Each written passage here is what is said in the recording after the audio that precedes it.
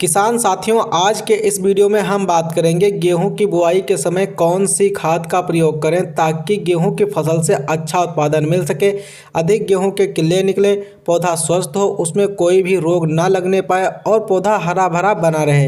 इसके अलावा बात करेंगे कि यदि डीएपी बुआई के समय नहीं मिल रही है तो उसकी पूर्ति के लिए क्या कर सकते हैं। सब कुछ इस वीडियो में हम आपको विधिवत बताने वाले हैं। नमस्कार दोस्तों, मैं हूं आपका दोस्त दिलशाद। स्वागत है आपका अपने यूट्यूब चैनल इंडियन किसान हेल्प में। तो आइए शुरू करते हैं। किसान साथियों, यदि आप गेहूं की बिजाई करने जा रहे हैं तो आपको जिन खादों की आवश्यकता पड़ने वाली है कृपया ध्यान दीजिए।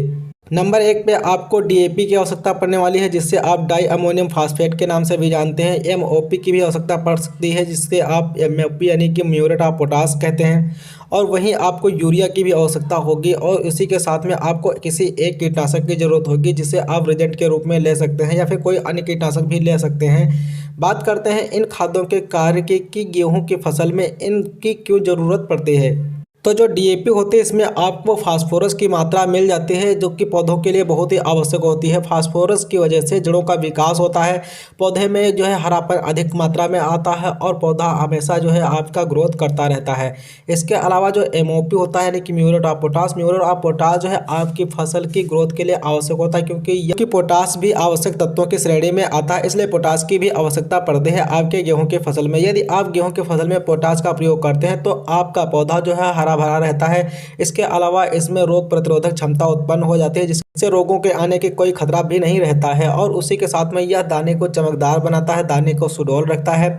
और बात करें अगर हम यूरिया की कि यूरिया का प्रयोग है, यदि आप बुआई के समय यूरिया का प्रयोग करते हैं तो पौधे को जो है तुरंत नाइट्रोजन मिलना स्टार्ट हो जाता है, जिसके कारण पौधा जो है बहुत ही तेज़ी से ग्रोथ करता है। और आप जब सिंचाई करते हैं तो उस समय यदि यूरिया देते हैं तो इतना अच्छा सा ग्रोथ नहीं करता है, इसलिए यदि आप बिजाई के समय यदि यूरिया का प्रयोग करते हैं तब आपके पौधे को जो है काफ़ी अच्छा रिजल्ट देखने को मिल जाता है। बात करें अगर हम कीटनाशक की कि एक कीटनाशक आपको क्यों लेना है, तो कीटनाशक के रूप में आप रिजेंट का ले सकते हैं, क्योंकि यदि आप खेत में अपने गेहूं की बिजाई करते हैं उस समय यदि आपके खेत में कोई जैसे दीमक वगैरह हो गए या फिर जो है बहादुरा कीड़ा जो होते हैं इस टाइप के कीड़े हो गए तो उनको ये आसानी से कंट्रोल कर देता है। और जब ये इन कीटों को आसानी से कंट्रोल कर देता है तो आपके पौधे के जो बीज होते हैं उनको ये कीट जो है ख़राब नहीं कर पाते हैं। और यदि किसी भी कीटनाशक का आप ज़मीन के अंदर प्रयोग नहीं करते हैं तो जो ज़मीन के अंदर कीटनाशक होते हैं, आप जब किसी भी चीज़ की बुआई करते हैं, किसी भी फसल की बुआई करते हैं, चाहे वो गेहूं हो, धान हो, कोई भी हो, तो उसमें क्या होता है कि जो दाने होते हैं यानी कि बीज होते हैं उनको भी ये नष्ट कर देते हैं।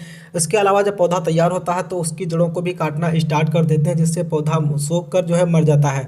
इसलिए एक कीटनाशक की तो ज़रूरत हमेशा पड़ती ही पड़ती है। और अब हम बात करते हैं इन खादों के डोज के बारे में कि आपको इनका डोज क्या लेना है यदि आप गेहूं की फसल में इन खादों का प्रयोग करते हैं। तो आपको हम बता दें कि डीएपी जो है आपको 1 से 1.5 बोरी लेना है और यूरिया जो है आपको 1 बोरी लेना है।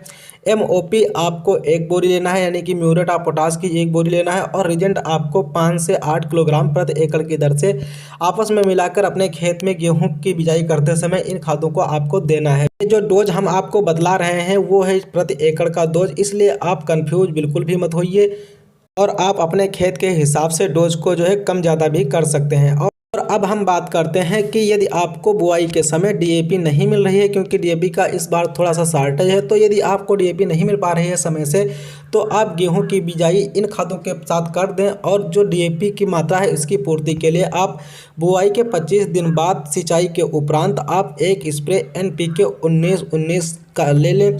इसमें आपको 1 से 1.5 किलोग्राम प्रति एकड़ की दर से 200 लीटर पानी के साथ एनपीके 19-19 का स्प्रे कर देना है।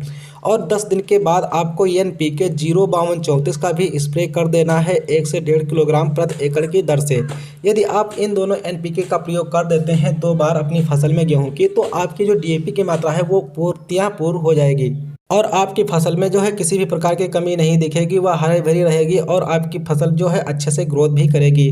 तो दोस्तों, आज की इस वीडियो में हमने बताया आपको बुआई के समय गेहूं की खादों के बारे में और साथ में ये भी बताया कि यदि आपको डीएपी नहीं मिल रही है तो आप विकल्प में क्या कर सकते हैं। तो ये सब जानकारी थी गेहूं की बिजाई के समय। दोस्तों, जानकारी आपको कैसी लगी कमेंट के माध्यम से आप हमें ज़रूर बताएं। यदि हमसे कुछ छूट गया हो तो आप कमेंट में हमसे पूछ सकते हैं।